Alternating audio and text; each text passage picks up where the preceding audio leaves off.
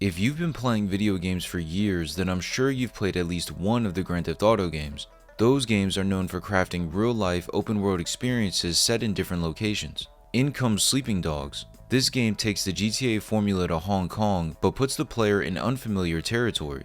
Unlike GTA, where you are clearly a criminal in every game, in Sleeping Dogs, that's not the case. You tiptoe the line between crime and justice, with the stakes being higher than ever before. But it's how the balance between good and bad is implemented is what stands out from the other games. The gameplay for Sleeping Dogs is what makes this title easy to come back to. It takes elements from other games and mashes it all together to create an addicting and immersive experience. What's weird is that when playing, everything felt similar but different at the same time. Because of this, every time I thought I knew what to expect, I ended up being completely wrong.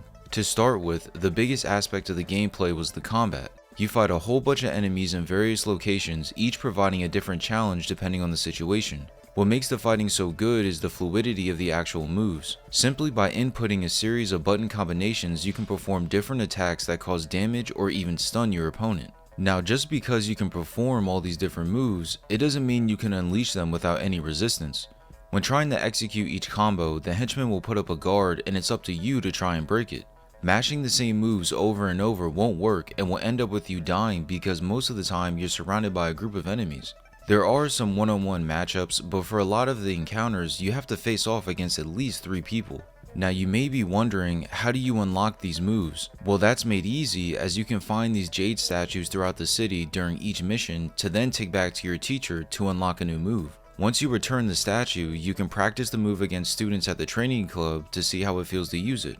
I thought this was a great way to entice players to collect all the statues because by doing so you're able to use the full moveset, therefore unlocking unlimited possibilities regarding the combos. In my opinion, the gameplay doesn't truly start to open up until you get access to the guns. The gunplay adds a whole other element and takes things up a level. Using the guns are easy as you stay in the third person perspective while aiming and shooting no matter the situation. You have the ability to hide behind cover by pressing L1 when near obstacles, which is an absolute must if you want to survive these shootouts. What makes the gunplay so cool is the fact that you can slow down time when sliding over obstacles, which allows you to shoot enemies in quick succession. This doesn't seem like a useful mechanic at first, but when you're surrounded by a lot of enemies with guns, it allows you to pick them off before they even have a chance to retaliate. The amount of time you remain in slow motion is longer than you would expect, giving you plenty of time to shoot in case your aim isn't the best.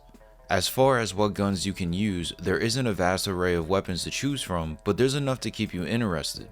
Of course, you have your pistols that can be found in most encounters, but as you get in the latter stages of the game, you can use submachine guns, assault rifles, grenade launchers, and melee weapons. To my surprise, there isn't a shop where you can purchase weapons that you can carry at all times, but instead, you pick up the weapons from defeated enemies and use those during each mission. Once you grab the weapon, you can just keep using it until you run out of ammo and then find another. I didn't find it disappointing, but the entire weapons aspect could have been fleshed out more. If you could buy weapons and then customize them to add different features that would make your gun better, that would have been something. Imagine if you could pick up a gun, take it back to a shop, and then add some attachments to increase the stats to make it function the exact way you wanted it to. This would have made you decide what weapons fit your playstyle best and allow you to craft certain weapons to get through different sections of the game. Take it a step further and add a weapon wheel to cycle through each gun, or a chest that stores all of your weapons, and that would invite the player to constantly modify their weapons since they could be accessed at any time. The gunplay and weapon system we received was solid, but I thought it could have been expanded upon so much more. Since the entire premise of the game is based on us trying to play both sides between the triads and police, the upgrades are broken up between each of those. The triad upgrades have some additional moves similar to what I mentioned earlier, while the cop upgrades have other shooting and combat upgrades for you to obtain. To unlock these, you have a meter for both triad and cop that fills at the end of each mission depending on your overall performance. During the course of each mission, each type of upgrade is separated by red colored and blue colored stars. Perform devastating combos, you earn triad points. Run over and kill civilians, you lose cop points. The entire evaluation mechanic of having to not only complete each mission but actually perform them at a high level added additional pressure that made me not be so reckless in my decision making. For example, if you're in the middle of a mission and you're going from point A to point B, it's not smart to drive on the sidewalk and run people over. You do that and your cop rating will most definitely decrease, leading to only a small boost in your bar at the end of the level. It's not necessary to get every single upgrade for both Cop and Triad, but you need to take this somewhat seriously, because the game gets harder and you're going to need every upgrade possible. Speaking of upgrades, scattered across the city, there are small red shrines that can be found on street corners. These are health shrines which increase your overall health by a small amount. I would say out of all the upgrades, these may be the most important because when you take damage, whether it be via combat or guns, your health decreases fast. It doesn't matter if you're playing through a mission or just roaming around the city, if you encounter one of these shrines, make sure to stop what you're doing and get that upgrade immediately. Regarding the open world itself, the world feels bigger than it actually is. Taking a look at the map, you can see that there's plenty of space as each area is divided by districts. Within each district, there's plenty of things to do outside the main missions, keeping you entertained for hours. You have the favors, cop jobs, cop cases, drug busts, and races that provide additional content when not focused on the main story. Other than the main missions, the cop cases are essentially side missions that have you stopping crime, which connects to the overall world and gives you more insight on characters of interest. I would say if you wanted to go back and forth between the main mission and cop cases, that would be a great way to divide up the gameplay since the main story isn't that long. The cop jobs and drug busts are similar, where you perform your duties as a cop and bust drugs in each district by defeating enemies and chasing down criminals. Races are self-explanatory, as you can race all across the city with your sports car of choice, and favors are citizen requests where you help people solve petty issues that they can't handle themselves.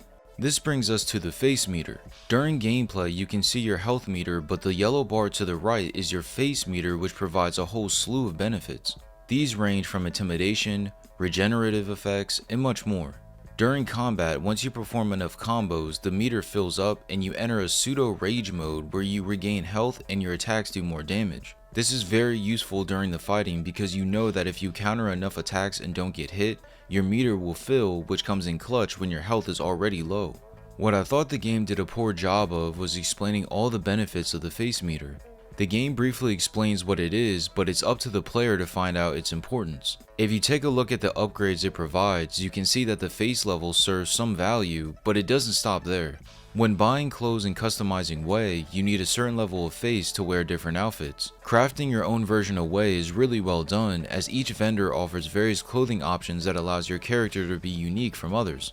But back to the face meter. To earn more face, you have to complete the side activities that I mentioned earlier alongside getting massages, which increases the rate of face gain so you can continue moving up face levels. Unfortunately for my playthrough, by the time I realized how important the face meter was, I was just about finished. So if you plan on playing this game for the first time, I would say prioritize increasing your face level as soon as possible.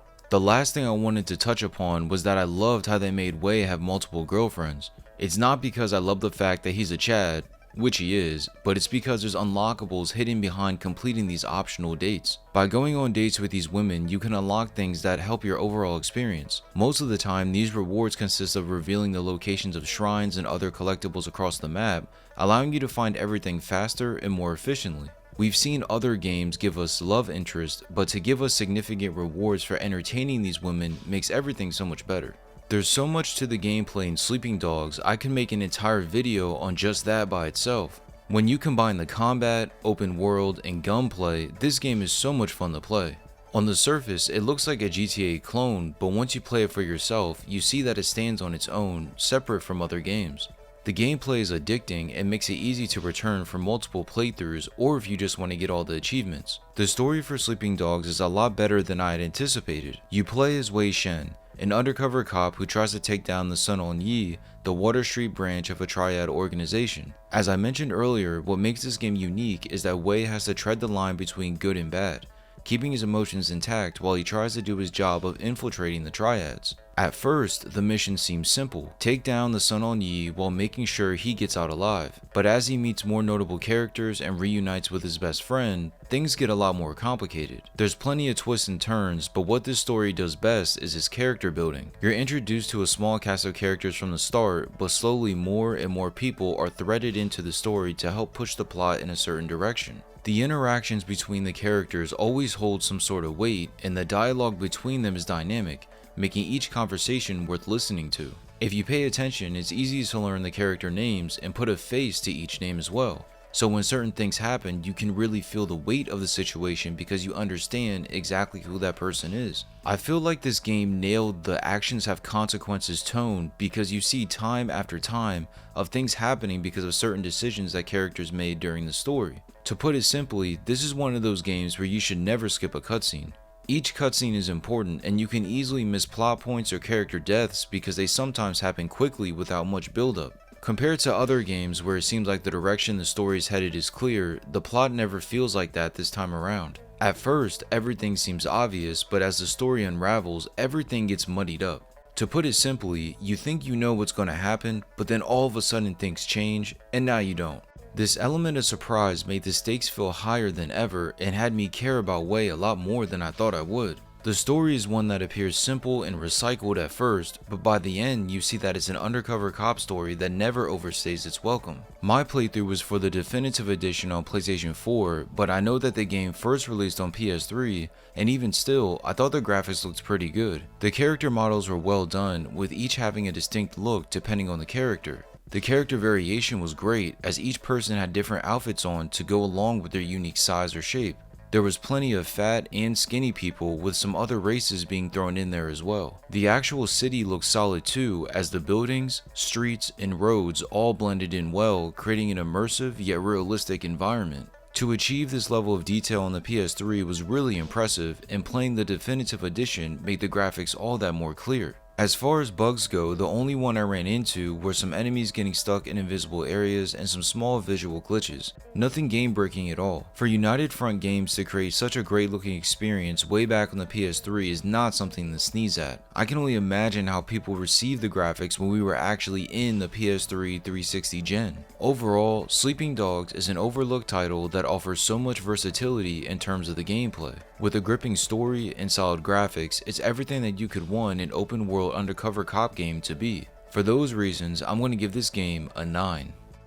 With this title being released 2 generations ago, it's truly impressive how much the game has and the amount of effort that was put into it. Each mechanic serves a purpose, and the content that's included outside the main story makes this game worth every cent. What did you think about Sleeping Dogs? Did you play this game on PS3 or 360? Or are you just now hearing about this for the first time? Let me know in the comment section below, and if you enjoyed the video, feel free to drop a like or subscribe, and I'll see you in the next one. Ricky talks about him a lot. Oh, all nice things, I'm sure. And you're here to basically do whatever we want? Something like that. What do you have in mind? Do you have steady hands at high speeds?